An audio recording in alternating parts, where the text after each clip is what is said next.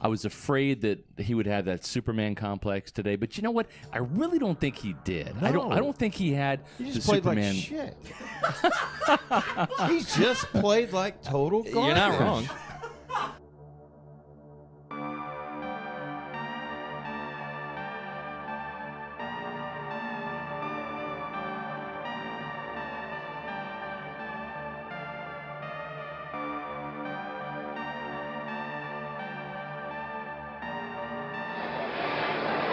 And the Bucs hope that this will be their first victory ever.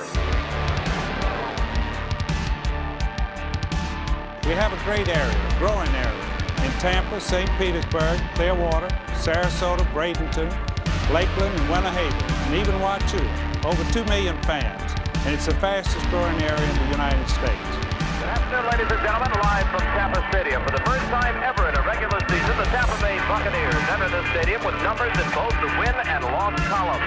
The Buccaneers came onto the field to a wild standing ovation from the some 60,000-plus fans at Tampa Stadium. They did not introduce any players individually. The PA announcer said, ladies and gentlemen, your Tampa Bay Buccaneers.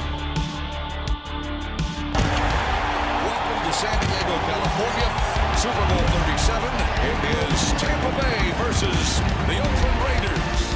Third down, 18. Dropping Gannon, looking Gannon. Throws up the middle. It's intercepted at the 40. Derek Brooks 30. Brooks to the 25, 20. Derek Brooks all the way. There it is. The dagger's in. We're going to win the Super Bowl. Tom Brady signing with the Tampa Bay Bucs tomorrow. Holy hell. Everyone always says, why the Bucs, man? Why do you choose the Bucs? And it was a no-brainer. Brady has all kinds of time. Throws toward the end zone. It is a caught ball. Touchdown, Tampa Bay. Mike Evans. 8 seconds, 7 seconds. Brady to throw. Throws a deep pass downfield. Got Scotty Miller in the open. Makes the catch. Touchdown, Tampa Bay. Super Bowl 55 will be underway at Raymond James Stadium. Here's the snap out of the gun. Play action fake pass to Gronkowski. He's going to score a touchdown. Touchdown, Tampa Bay. Holy guacamole. Bucs are the Super Bowl champs. They can't stop the clock. And there the cannons go. Fire them. Keep on firing them. Keep on firing them.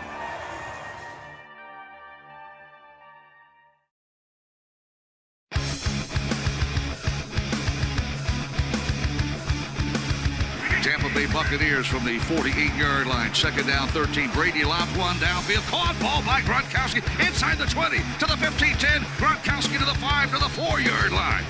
Holy guacamole. There's the snap. Mahomes running to his right. Look out. He may run. Mahomes goes toward the end down. Battle intercepted. Picked off in the end zone. Bucs are going to beat the Chiefs. We're the champions of the world, and we still have a minute 33 to go. Devin White. This is the Big Nasty. Yeah, Big Nasty. Hall of Fame Tampa Bay Buccaneer fan, baby. This is Mike Allstott, Tampa Bay Buccaneers, and you're listening to the Cannon Fire Podcast. Cannon Fire Podcast, brother. You ain't listening, and you're missing out. Woo! And there the cannons go. Fire them. Keep on firing them. Keep on firing them.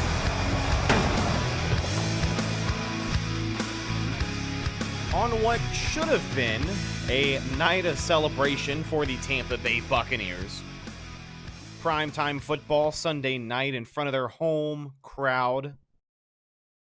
A chance to claim their first division title since 2007 against the team that has won 6 regular season meetings in a row over the last 2.5 seasons. Well, the Bucs could only muster 0 points in front of their home fans tonight. Tom Brady, possibly one of the worst performances in a red and pewter uniform. The Buccaneers did not look like themselves, and I mean, let's just get through this thing. Welcome back, ladies and gentlemen, to the Cannon Fire Podcast, live on YouTube today for episode 235. 9-0, your final score. The New Orleans Saints will sweep Tampa Bay for the second season in a row. And they have won the last 7, count them, 7 regular season meetings between these two teams. I am your host, Rhett Matthew, joined alongside me as always, my good buddy and co-host, the Philly Bucs fan himself, Mr. Evan Wanish. My friend, I trust that you have a lot to talk about tonight because I just simply do not. Yeah. We got on here, sort of laughing through the pain, right? That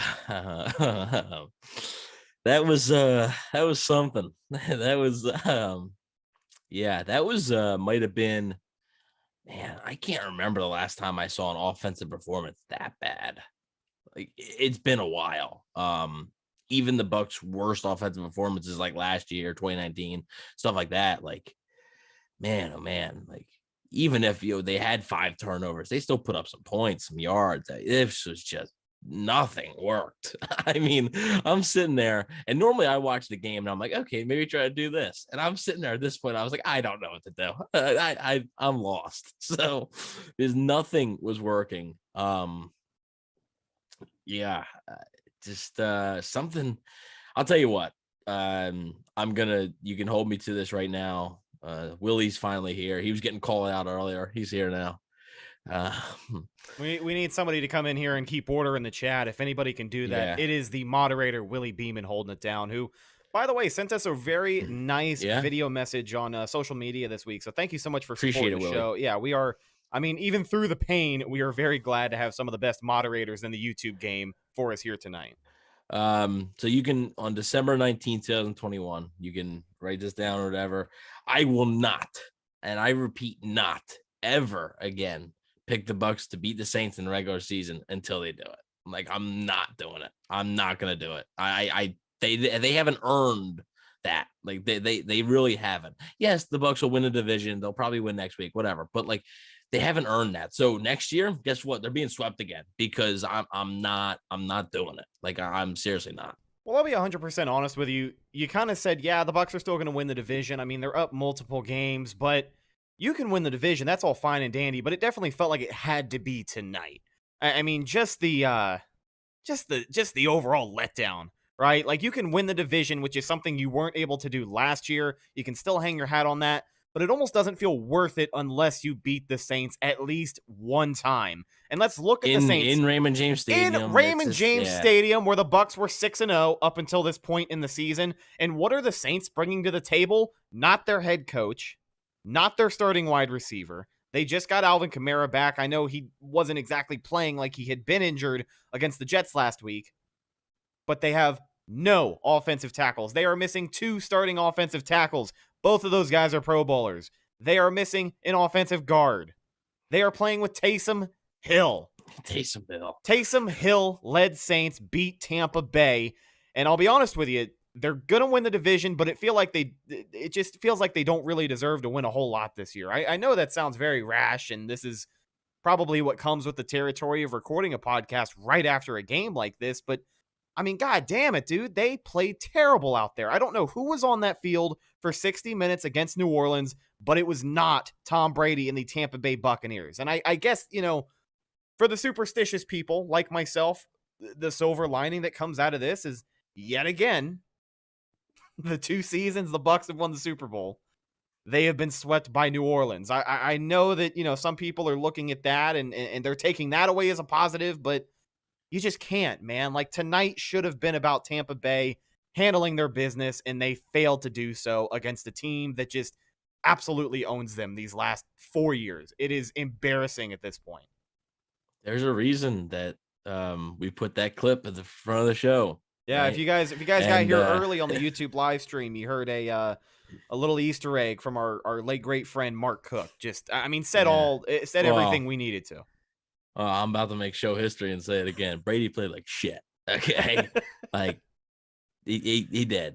Okay. The first time I've ever cursed on this podcast. Yeah. But it's true. Show history. Okay. That's how you know things are serious. Okay.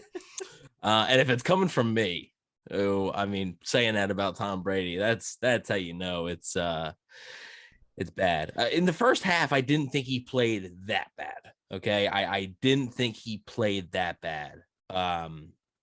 But in the second half, I mean, it was just garbage. I mean, it was complete and utter garbage. Now, the receivers, I probably counted 6 or 7 drops tonight. I mean, Gronkowski might have had his worst game as a Buck. I mean, I don't know what was going on with that guy. I mean, that dude was freaking lost. Yeah, there was that one catch. It was on the sideline in the red zone. Probably would have been a damn touchdown had he caught it. And Catch the ball. He had no idea where the football was, and it really seemed like half of his targets that what was happening tonight. Man, oh man. I don't know. It's so weird. It was just such a, and also like that game zoomed by. Like we're doing this show like at like 11:45 basically. Like that game zoomed by, and thank God it did, because if that was a slow death, I don't know how I would have been able to do it. But yeah, the entire offense is everything. And I understand it would have been a different game if Mike Evans and Chris Godwin played the whole time. I get it, right? Like you can't talk about this game and not mention that. Also Leonard Fournette. But it's not like they were driving up and down the field with those guys. Like, yes, I understand that they didn't have them, for, the entire second half. And, like they only had Godwin, I think, for 2 or 3 drives. But come on, man. Like, Jesus. It's unacceptable. Like, it really is. And you're right. I mean, they don't deserve. They're going to win a division. They don't deserve it. And I said earlier, I had all the stats, right? We said on the game preview, I had all the stats about Bruce Arians against the Saints in regular season and the Saints in Tampa against the Bucs in the past few matchups. But then at the end, I said, but if the Saints come into Tampa with an injured team when the Bucs are healthy, now the Bucs did get hurt, but with Taysom Hill as their quarterback and Taysom Hill beats them, they don't deserve the 1 seed anyway. And guess what? Right now, guess who's the 2 seed? The Dallas Cowboys. The Dallas Cowboys are now currently the 2 seed. The Bucs are the 3 seed because they'll always own the tiebreaker over the Cardinals, because that's just how like the interconference thing. Like the Bucs have a better record there. But right now, like they're not even the 2 seed. So wake up, like seriously, like wake the F up. Like it's. I don't know. It's frustrating. We'll get into like more like specifically as far as like players and stuff like that later on. But like overall, just it's terrible. And you know what? That playoff game, it might have been a fluke. Like it seriously might have been a freaking fluke, because the way the Saints are proving that it might be.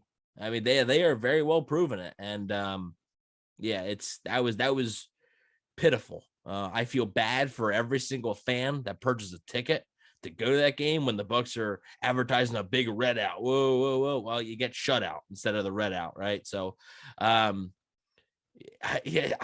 serious, man. And then, I feel bad for Todd Bowles. I feel bad for everyone on that defense who worked their asses off, right? And then they got nothing to show for it.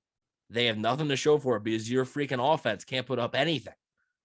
The kicker can't even do his job. He has one job, to make the freaking kick. He can't even do that. Do you think it's because nothing went right? Do you think it's because we didn't put it on the checklist this week? Well, guess what? It's going back on. Yeah. It is. I guess it has to be mandatory. But I'll tell you, man, that one line. Keyshawn Vaughn playing out there. Like, what the hell? Yeah, that critical 3rd and 1, and who else but Sneak Vaughn coming in. Sneak.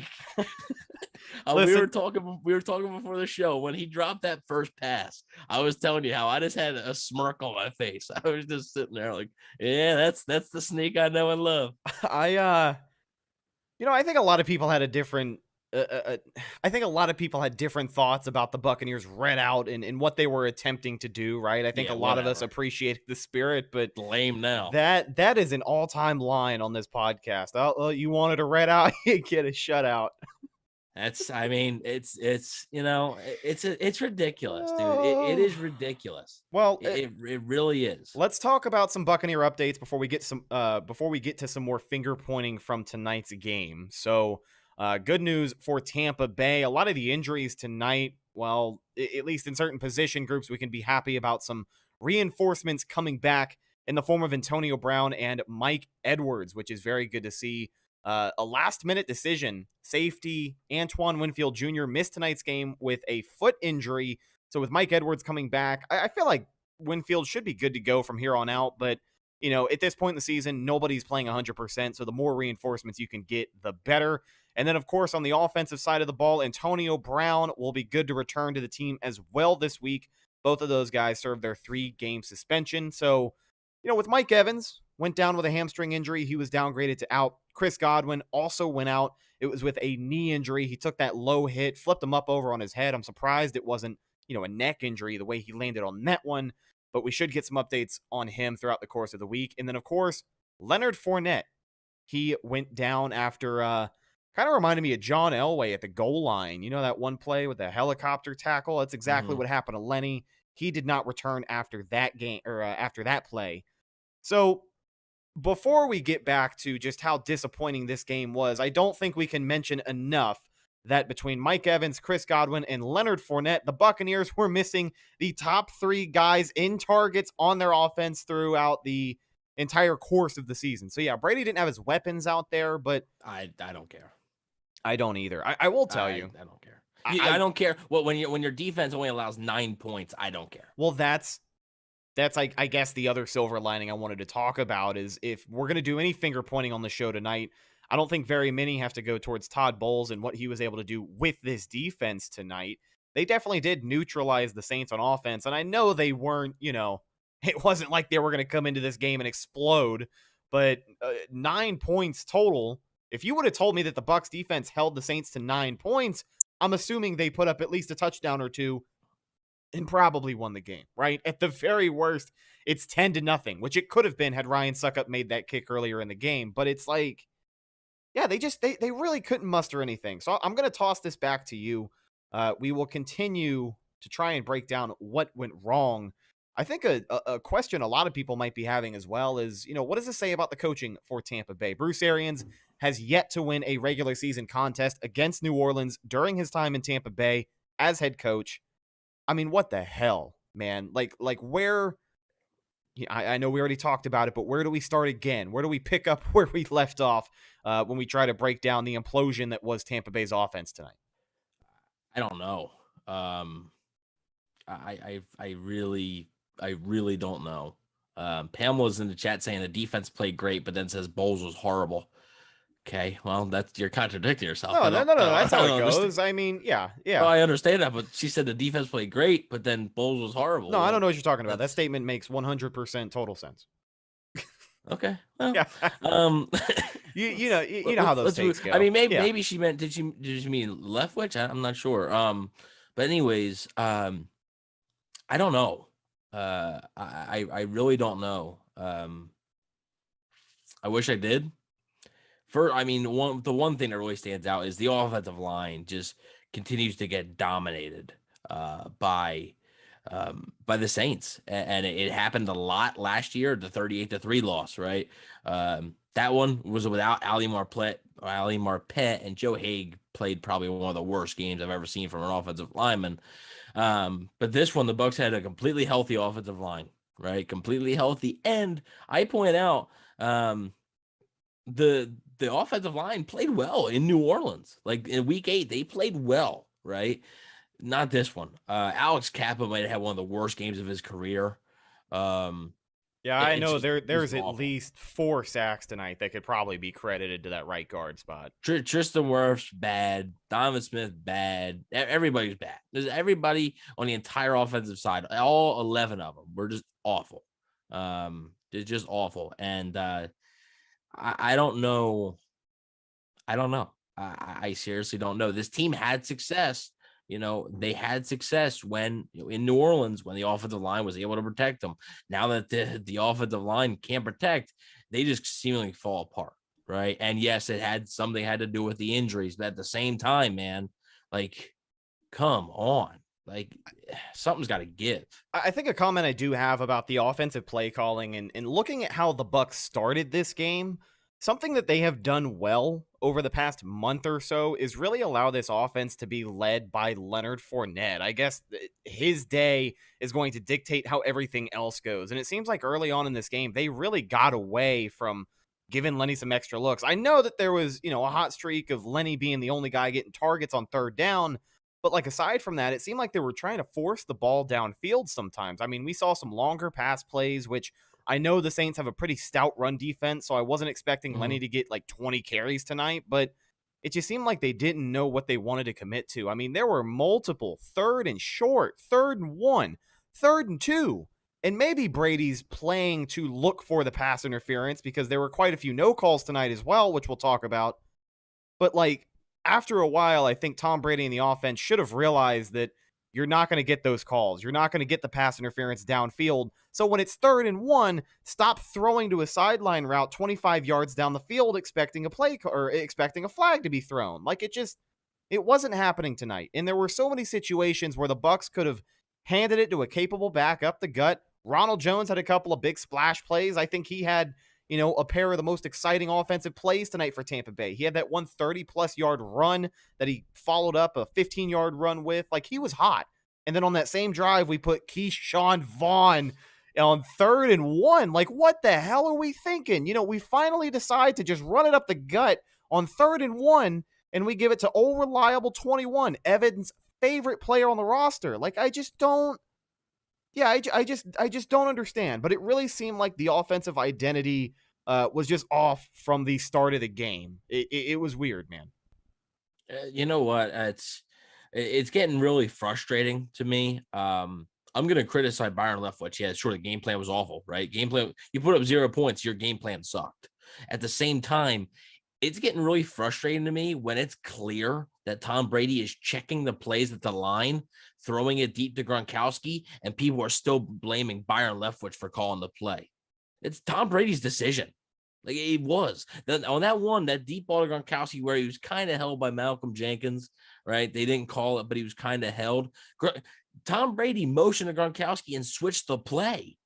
That's not a Leftwich call. So you can't blame Byron Leftwich when it goes bad and praise Brady when it goes good. It doesn't work that way. It works both ways. Both of them sucked. Okay, both of them absolutely sucked tonight, right? So it doesn't work that way. Okay, you can't just not one guy is excused from any criticism and then the other guy gets it all. Was Leftwich good? Absolutely not. Was Brady good? Absolutely not. Like it's not the case, right? But you gotta have it from both sides here. Like it's getting really frustrating on Twitter seeing that, because like Brady is the one at the end of the day. You can scheme all you want. Brady's the one with the football in his hands. He's the one making a decision. He is. He's the one making the decision. Byron Leftwich ain't out there telling him to make the decision. Oh, well, you're gonna wait a second and then you're gonna throw it to Godwin. And no. Like that's not the case. Leftwich, was he good? No, I'm not saying he was good, but like there's got to be some criticism for the quarterback here at some point. There was a point later on in the game too where the offense stayed on the field. It was pretty much at the very end of the game. I think that was 100% like a Tom Brady move. He looked at the sideline, kept everybody on the field, and they went for it. They did convert. I think it was a 4th and 2 deep in their own territory. One of the last drives of the game for the Bucs offense. I mean, all of it kind of blurring together. I don't like to remember back on a game like that. But I mean, with the lack of highlights on offense, this game really did blend together. It was like 3 and outs were just a constant. Even if they did get 1 first down, you couldn't count on them getting very many. You were kind of looking for the defense, even though they, did what they needed to tonight, held New Orleans to 9 total points. You were kind of looking for a turnover at some point tonight, too. I think that would have helped get this offense at least attempted to get them closer to the end zone than they ended up. I mean, that's the one thing this defense, couldn't connect on was a turnover. Yeah. I mean, you get your offense in a favorable field position. Clearly, they weren't going to be driving the length of the field tonight, but just anything to try and breathe some life into those guys. But again, like I'm not upset with Todd Bowles, and I'm not upset with this defense tonight. If there is one thing I have to talk about, and I mean, this is just, a couple of reps I had noticed more than others. Joe Tryon, I thought, had a pretty strong game. He did get a sack on Taysom Hill where he chased him down from the other side of the football field. He played well. Yeah, I thought he played really well. But this is a question I want to ask you. Jason Pierre-Paul, we know his status. We know he's playing injured. I mean, he's got a partially torn rotator cuff, which is not easy to play through if you are an NFL athlete. I've never had a partially torn rotator cuff, but I can tell you it's probably not the, not the best feeling thing in the world. But, I mean, with the way this team played tonight, is JPP being on the field, taking reps from Joe Tryon, hurting this pass rush? Because, every single week I'm given more and more reason as to why we should see more Joe Tryon. I mean, I know he's your first-round pick number 32. Not a lot of people get hyped up about that, but you have to get hyped up about what this guy has put on tape so far this year.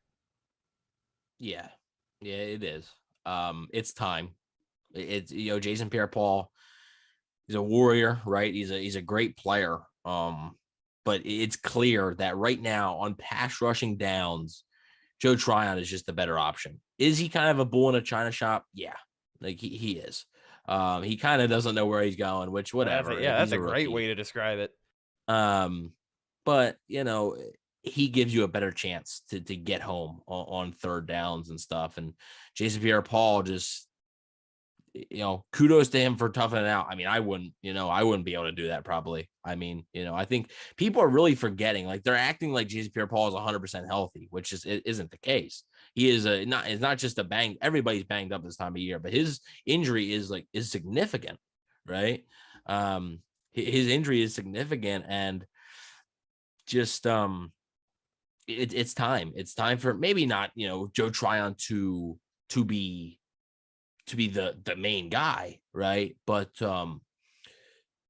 it's time for him to start getting 60-40, 65, 65-35. It's time to it's time to start giving him more snaps, and it's a must. He's the future. He's the better option right now as well. It's time.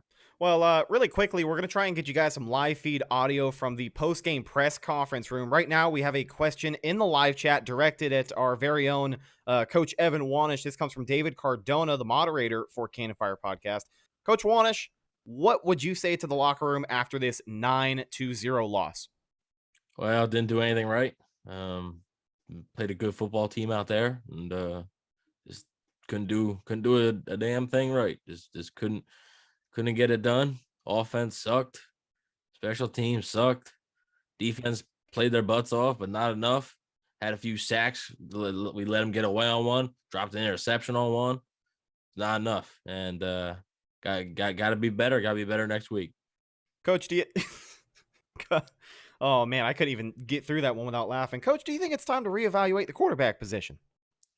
We're going to reevaluate every position after a game like this. So we'll have that decision. We're going to have that decision for you on Wednesday. There we go. Well, Wednesday's practice, you'll be able to tell. Yeah. Well, so get your number 2 Kyle Trask jerseys out. That's all I'll say.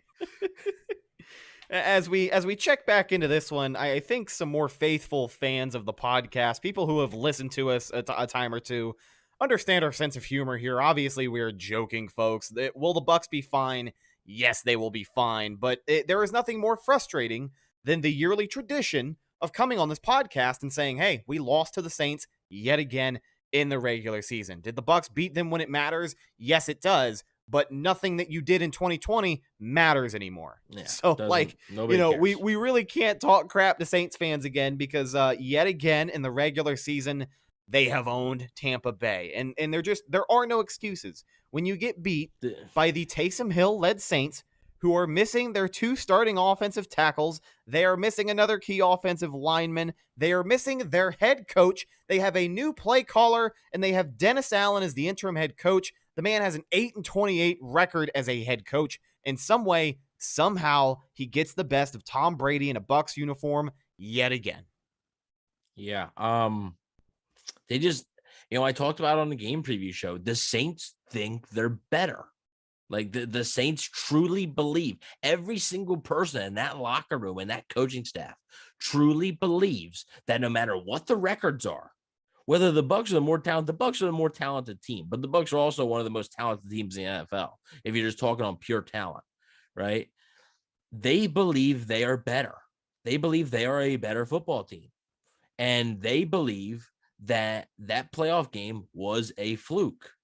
Like that's what they believe, and it's crazy that I think the Bucs almost believe it. They sure play like it, like they sure play like that. They believe it. It's really crazy. Oh, well, Kareem, those names got a Super Bowl last year. So, where's your ring at? Anyways, it's just it's ridiculous, man. It seriously is, and it's a mentality thing. It's a mentality on the coaching staff. 4-1. That one was pretty important, wasn't it, Kareem? Like I said, show me the ring. That's all I need. Well, show me the ring or Drew Brees' receding hairline. Well, hey, well, listen, no, real quick, real quick. Here we go. All right, real quick. Like I said, I'm not like the Saints, whatever. They do their thing. Like the Saints do their thing every year. It doesn't matter, right? The Saints do their thing. This is like a Bucs issue because it is firmly in their heads. Like it is completely in their heads. And I don't know if they're ever going to get it out, man. Like I really don't know if they're ever going to get it out of their heads. And that's why I said I'm not going to be picking this team to beat the Saints anymore. Like I'm not. Like, I can't do it because eventually you got to prove me something. And you know what? Tony was right. Tony was right about, he's never right, but he was right this time about saying, until the Bucs beat the Saints, until this coaching staff can beat the Saints, it doesn't matter, right? I'm always going to pick them to lose against the Saints now. Pat McGroin, that's a great name, by the way. Brady just lost MVP tonight too. I'm not positive about that. I will get into that a little bit later. I don't know. We turned Jameis into a good quarterback. Well, he spelled Jameis wrong, so learn how to spell. And also Jameis, okay, he was throwing like 5-yard outs the entire time. Like, get out of my face, dude. Like, seriously. Like, are you kidding me? Like, oh my God, is a good quarterback. He threw 30 touchdowns in Tampa. Like, he was a good quarterback in Tampa too. Man, oh man, these Saints fans. Well, I guess while we are on the topic of talking about what went right for New Orleans tonight, I think we might as well talk about this officiating, right? The time has come. It wouldn't be. Sure, I'm not going to spend. It wasn't as big of a storyline this week. It wasn't as big of a storyline, but damn, man, like some of those no calls were definitely egregious. And the biggest one that comes to mind was that blatant delay of game on that scoring drive for New Orleans to kind of seal the deal. That was rough. Yeah. I mean, it's that was on a third and 3, 3rd and 2, something like that. I don't know when you have the announcers pointing it out, but yet again, like, it's not like the Bucs didn't have opportunities because of those penalties, right? Like, that's why I'm not going to harp on the officiating as much, because the Bucs, they had opportunities to do things and they didn't do it. So, it's just, it's tough. It's going to happen, right? There were some calls that were missed for sure. Like, there were definitely some calls that were missed. But man, it's, I don't know. I really don't know. Yeah, and I mean, honestly, I know it's been a shorter podcast today, but there really isn't a whole lot to say. I mean, there's certain weeks. There's certain... I want to reel it in a little bit because I want to talk about for sure individuals. What's on your mind? Go ahead. Okay, so real quick, Bradley Pinion. I saw a lot of people, criticizing him, complaining about him. There was a few punts that were out there that were bad, right? But as you texted me, right, because you kind of said like, yeah, he hasn't been that good, and I was like, well, he had a few nice ones. And you're like, yeah, you're right. When you're punting 9 times, some of them are going to be bad. Like, yeah, like not all of them are going to be great. And plus, he showed up on the injury report with a hip injury. So, the people's champ, his best punt was one that they didn't even cover, and the dude got to the 40-yard line. So he had a few nice punts, but overall, a bad night. The entire team sucked. Okay, whatever. Jalen Darden, dude, I love you. Like, everybody knows who listens to this podcast, like, they know like how I feel about Jalen Darden. I think he's a good player. You got to be better. Like, you got to make a decision when you catch the ball. You are sitting there, you catch the ball, and then you're sitting there waiting to make a decision. And by the time you do, it's done. Like, it's you're tackled. So you got to be better. You do. They cut Jadon Mickens because they thought you were the better option or returner. And now, I mean, Jadon Mickens wasn't a great returner, but he's been better than Darden has been. So you got to be better. And Andrew Adams, he played great, but gotta catch that ball, man. Like, you gotta catch that ball. Just overall, everybody just sucked. Everybody just sucked. It really, it's really bad. There's not much to say. And I do want to get into the Brady MVP thing really fast. a lot of people say, well, Brady lost the MVP tonight. And I said that if Brady played well tonight and like that would lock up the MVP. However, I don't think Brady played poorly enough to lose the MVP. I don't think he played poorly enough. Who are they going to give it to? The guy who just lost to the Lions today?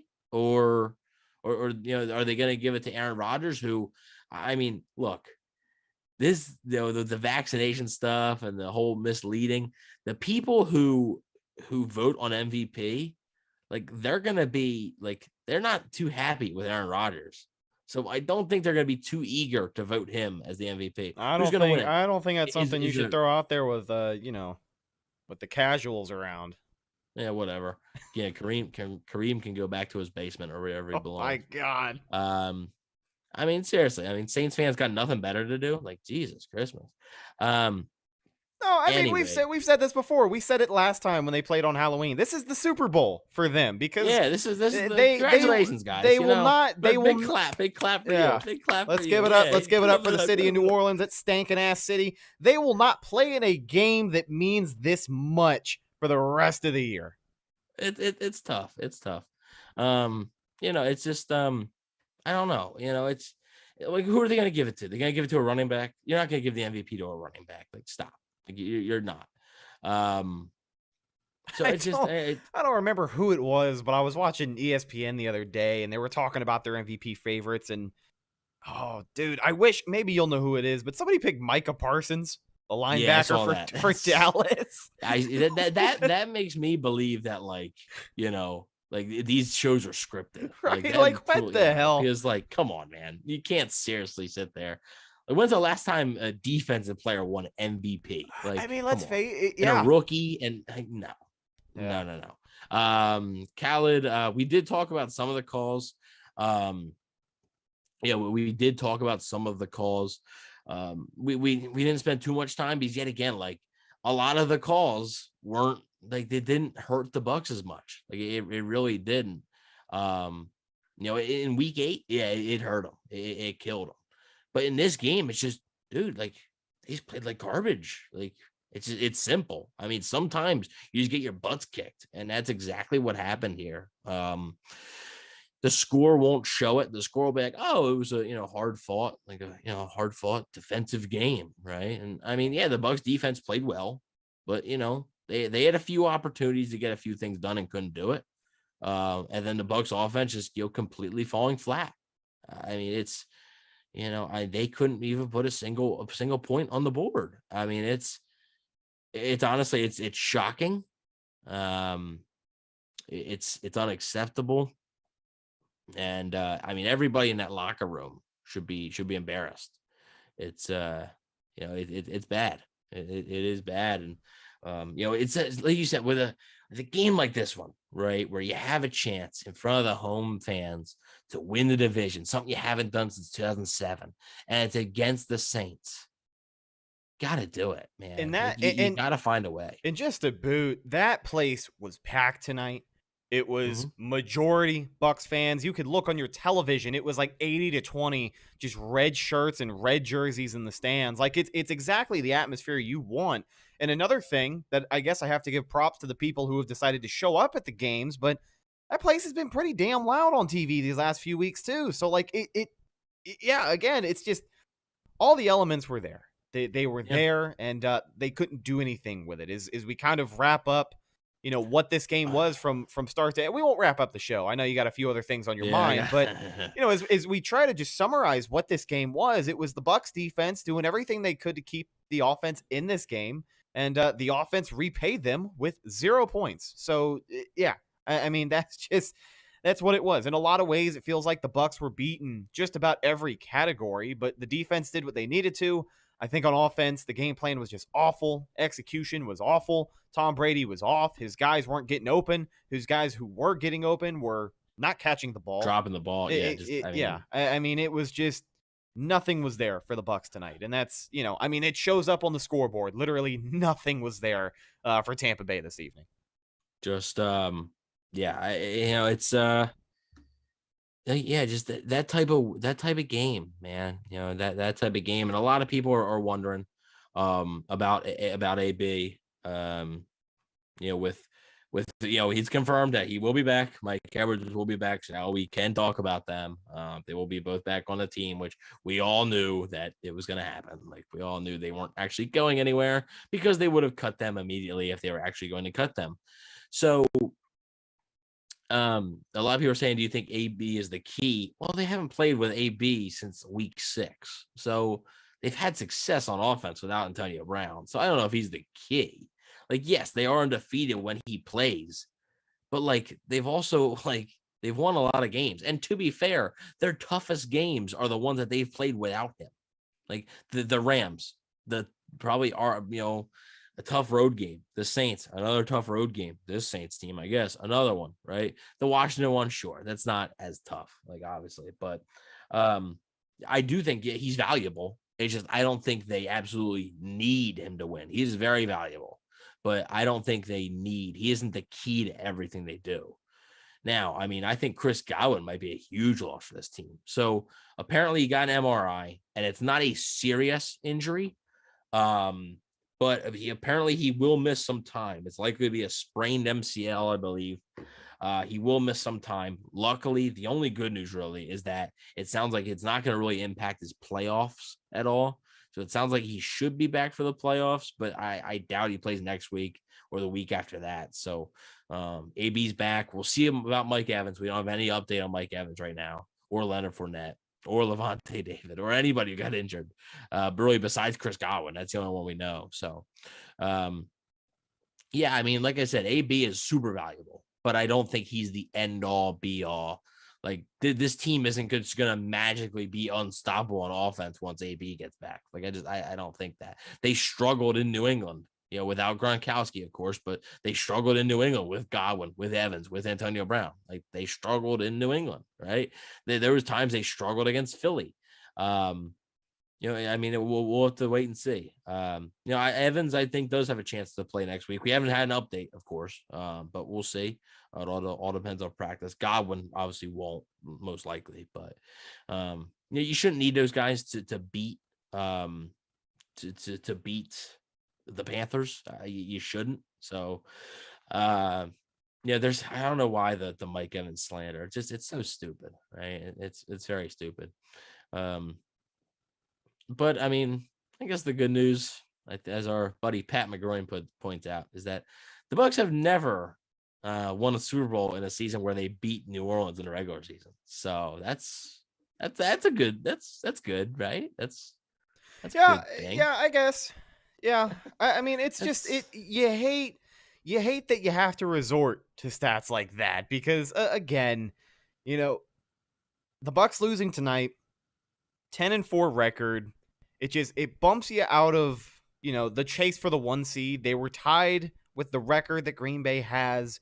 Like it could have been a chase down to the very last week. You get the 1 seed, you get home field advantage. We talked all season about what a different team this is when they play inside Ray J, and it definitely just seems like all of that's gone. Like I don't really count on the Packers losing a whole lot down this final stretch.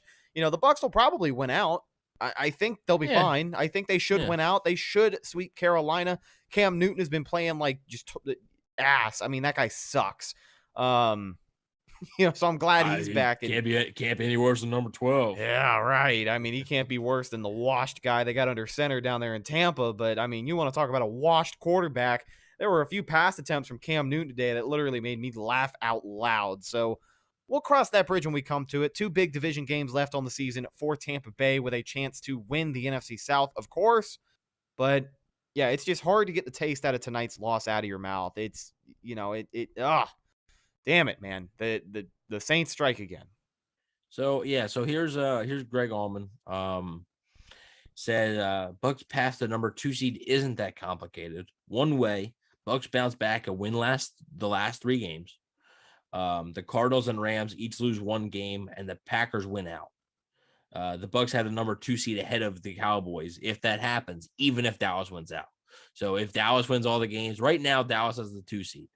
But even if Dallas wins out and the Bucs win out, the Cardinals and Rams lose 1 game. Because the issue with the Rams is if the Rams win out and they win the division, the Rams had the head-to-head tiebreaker over the Bucs, so they would be the higher seed. So we'll see what happens. I mean, it's rough. It really is rough. And Jenna Lane of ESPN puts out a great tweet here I just saw. The league's top 2 MVP candidates, even though I just said I don't think Rodgers is going to win. Tom Brady and Aaron Rodgers are 0-3 against the Saints this season, getting outscored 83-30.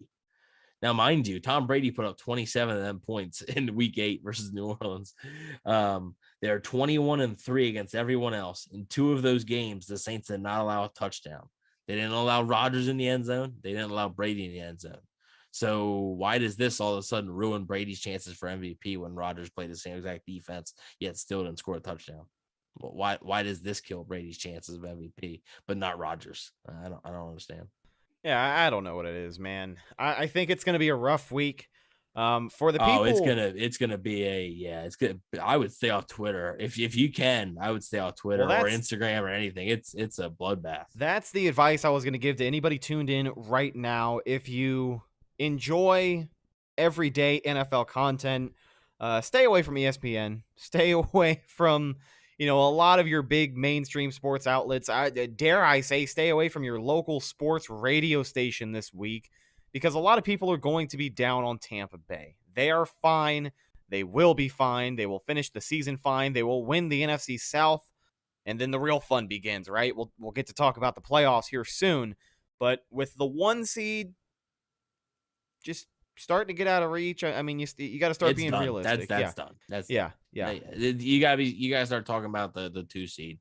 That's the highest they're gonna get. That's because now you need the Packers to lose 2 games. You needed to win out, and you need the Packers to lose 1 game. Now the Packers have to lose 2 games while you win out. That's just not happening. So yeah, that's done. Now you just gotta look for the 2 seed, right? I mean, it's all about like the playoffs are a different animal. Okay, like the playoffs are a completely different animal than the regular season. And folks, there is a lot of football left to be played. We may be upset right now, right? We may be sitting here saying, "Oh, this team this team that." There is a lot of football left to be played. Okay, there is. They also played horrible tonight, and it was pathetic. Both can be true. Like both can be 100% true. So while it is still terrible, an absolutely awful performance in front of the hometown crowd, the sky isn't falling, right? The Bucs are going to win the South. They're going to make the playoffs. It's okay, right? We'll see what happens in the playoffs. It's okay. It is okay, all right? So the sky is not falling, but at the same time, man, this one just not really many words for it. And we tried to come up with the words for it on this show. And I went off a few times. And, I think some people liked it. Some people probably didn't, but whatever. We didn't quite have the words for this one, but Evan sure had some wordy dirds for the first time in show history, which that's a win in my book. I mean, I don't know if Tony was here for that, but I think Tony should go back and listen to the beginning if he didn't hear it. Because I think he might like that side of me. That's a side that would definitely throw Mr. Bucks Nation through a table. That's the guy you should have tapped into at the watch party. I don't think you were angry enough about that loss to Washington. No, I was happy to be at Berry House, man. I was happy to be at Berry House with those fine people, and I mean, yeah, this one just sucked. I was sitting in my living room, not in sunny Florida anymore. That sucked. Well, ladies and gentlemen, although this one did suck, let us reiterate that, yes, we will keep you updated throughout the rest of the week. They're 10-4. Yeah, like, they are 10-4. They're not 4-10. Still in prime position to win the NFC South. And, of course, with the injury updates as well, we will keep you updated throughout the course of the week on everything to do with Leonard Fournette, Mike Evans, Chris Godwin, and Levante David, unfortunately, being added to that list. So keep it locked here for new episodes of the Cannon Fire podcast. With that being said, that's just about going to do it for this week's episode. Thank you guys so much for hanging out with us here live on YouTube tonight. Our buddy Kyle, Tony Saylor, of course, Darren, Pamela, Pat, Will, Tony Saylor, who I already did mention, Dub, Willie Beeman, or my buddy Dash, And also, shout out to all the Saints fans who apparently did not have any Saints content to take in tonight as they decided to hang out in our stream the entire time. We do appreciate your guys' views, and thank you for hopefully subscribing and leaving us a thumbs up, which I'm sure, I'm sure they would have done that, right? I have every single faith in them that they left us some positive feedback. Yeah, why not? Yeah, why would they not? Why would they have any reason not to? Follow the show on social media, Facebook, Instagram, and Twitter. All of those are Cannon Fire Podcast. Best place to go for updates on the show and, of course, Buccaneer news as it happens. Speaking of Bucs news as it happens, you can follow my co-host Evan on Instagram at Bucs_daily, the #1 Buccaneers fan page on Instagram, rapidly approaching 30,000 followers. You can also find him on Twitter at EvanNFL. Last but not least, you can find myself Instagram and Twitter at Redicus, RHETTAKUS. If you follow me, I will follow you back. That's the show, folks. We'll talk to you later on this week with some more Buccaneer news updates and possibly a mailbag edition of the show as well. If you want to get some questions in for that, cannonfirepodcast@gmail.com. Our mailbox is always open. We would love to hear your takes and or questions. We're going to get out of here. I am your host, Rhett Matthew, signing off from my co-host, Evan Wanish. Thank you once again for checking out this week's edition of the Cannon Fire Podcast, brought to you by BetOnline.AG. We'll talk to you later. Until then, and as always, go Bucs.